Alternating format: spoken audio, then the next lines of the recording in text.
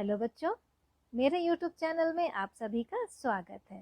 बच्चों, मैं डॉक्टर स्मिता सिंह आपको सोशल साइंस पढ़ा रही हूँ और आज का हमारा वीडियो है क्लास 9th के लिए, जिसमें मैं आपका सिविक्स का पहला चैप्टर, जिसका पहला वीडियो मैं आपको बता चुकी हूँ, पढ़ा चुकी हूँ, उसका दूसरा पार्ट आज मैं लेकर आई हूँ। तो बच्चों, अगर आपने मेरे चैनल को सब्सक्राइब नहीं किया है अभी तक, तो आप सबसे पहले उसको सब्सक्राइब कर लीजिए ताकि समय समय पर जो है वीडियो मैं डालूँ उसका नोटिफिकेशन आपको मिल जाए। तो बच्चों, पहला पार्ट है आपका राजनीति विज्ञान का, यानी सिविक्स का पहला पार्ट है लोकतंत्र क्या, लोकतंत्र क्यों, जिसका पहला भाग हमने आपको पहले वीडियो में दिखा दिया था। तो बच्चों, आज हम बात करेंगे लोकतंत्र ही क्यों सभी देश लोकतंत्र में मतलब अपने शासन व्यवस्था को लोकतांत्रिक शासन व्यवस्था बना रहे हैं। तो इसमें हम आपको बताएंगे कि लोकतंत्र के गुणों पर चर्चा करेंगे कि क्यों लोकतंत्र ही लोग अपनाना चाह रहे हैं। विश्व के बहुत सारे देश हैं, उसमें कुछ ऐसी बातें हैं जिस पे हम डिस्कस करेंगे कि क्या लोकतंत्र ही शासन का सबसे अच्छा स्वरूप है, क्या राजतंत्र अच्छा नहीं था, या और भी जितने तरीके हैं। तो इसमें दूसरा प्रश्न आता है कि क्यों पूरे संसार में सभी जगह लोग लोकतंत्र ही चाहते हैं। पूरे विश्व में ज़्यादातर देश लोकतांत्रिक शासन व्यवस्था वाले हैं, तो क्यों ज़्यादा से ज़्यादा लोग लोकतंत्र चाहते हैं। तीसरा है, क्यों जिन देशों में पहले लोकतांत्रिक शासन प्रणाली नहीं थी वहाँ भी इसे अब अपनाया जा रहा है। तो प्रेजेंट टाइम पे धीरे धीरे सबसे पुराना लोकतंत्र है अमेरिका का, उसके बाद धीरे धीरे ये लोकतंत्र और अन्य देश भी अपनाते गए। मेरा भारत भी एक लोकतांत्रिक देश है और लोकतंत्र की परिभाषा हमने आपको पिछले वीडियो में बता दिया है, लोकतंत्र यानी लोगों का शासन। तो बच्चों, इसमें हम चर्चा करेंगे, ये कुछ प्रश्न उठते हैं कि क्यों हम लोकतंत्र को अच्छा मानते हैं, लोकतंत्र ही क्यों। तो इस पे जब तक किसी भी चीज़ के दोनों पक्ष को नहीं जाने, तब तक हम उसके बारे में कोई सही राय नहीं बना सकते हैं। क्यों लोकतंत्र की मांग होती है, लोकतंत्र के डिमांड क्यों है। तो हर सिक्के के दो पहलू होते हैं, तो लोकतंत्र में भी बहुत सारी ऐसी चीज़ें हैं जो उसको उसके खिलाफ तर्क देती हैं, और बहुत सारी ऐसी चीज़ें हैं जो उसके पक्ष में तर्क देती हैं। तो आपका 2 पॉइंट और है इस चैप्टर में, एक तो लोकतंत्र के खिलाफ तर्क है, दूसरा लोकतंत्र के पक्ष में तर्क है।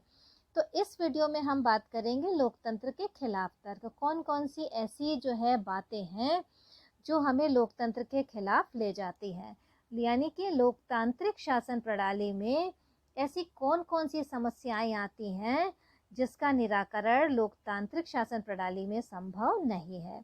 तो बच्चों, इसकी हम चर्चा करेंगे, यानी कि लोकतंत्र के खिलाफ तर्क की बात करेंगे। बच्चों, इसमें हम अभी देखेंगे कि लोकतंत्र के खिलाफ क्या क्या तर्क दिए गए हैं, क्यों लोकतंत्र में क्या क्या कमियां हैं वो बताया गया है। तो पहला है कि लोकतंत्र में नेता बदलते रहते हैं जिससे अस्थिरता पैदा होती है।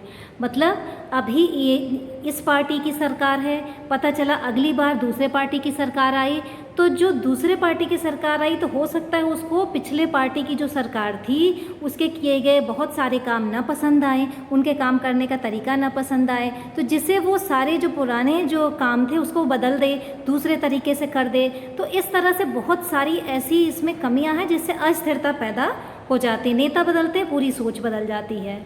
फिर दूसरा है कि लोकतंत्र में नैतिकता की कोई जगह नहीं होती है, यह सिर्फ राजनीतिक लड़ाई व सत्ता का खेल है।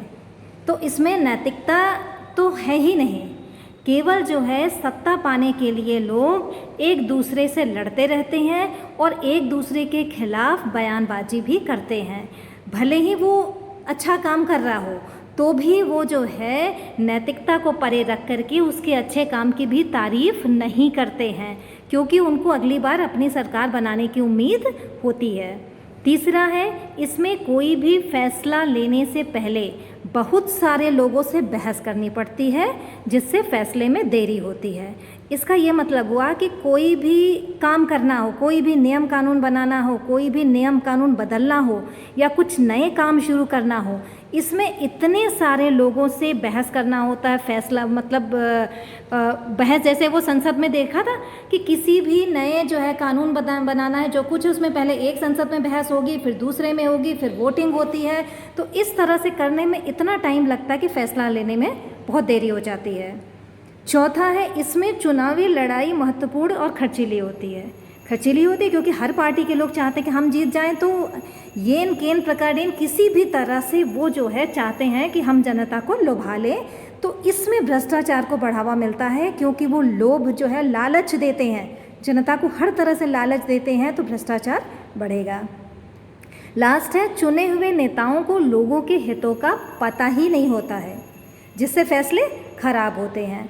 तो चुने हुए नेता जो आते हैं उनको ये मालूम ही नहीं होता है कि वो किसके लिए काम कर रहे हैं। ठीक है बच्चों, ये एक बार, ये 2 बार लिख गया है हितों का, ठीक। तो उनको ये मालूम ही नहीं होता है कि वो जो है जिस एरिया से आए वहाँ के लोग को क्या उनके लिए सही है, क्या गलत है, क्योंकि वो पार्टी के हिसाब से काम करते हैं, जिससे जो फैसला लिया जाता है वो आम नागरिकों के हिसाब से सही नहीं होता है। तो ये सारी चीज़ें हैं, लोकतंत्र के खिलाफ तर्क ये दिया गया है।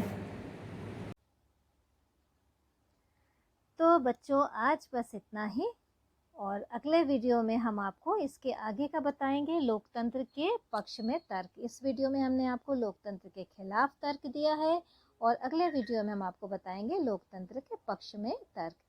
तो बच्चों बस इतना ही। Thank you.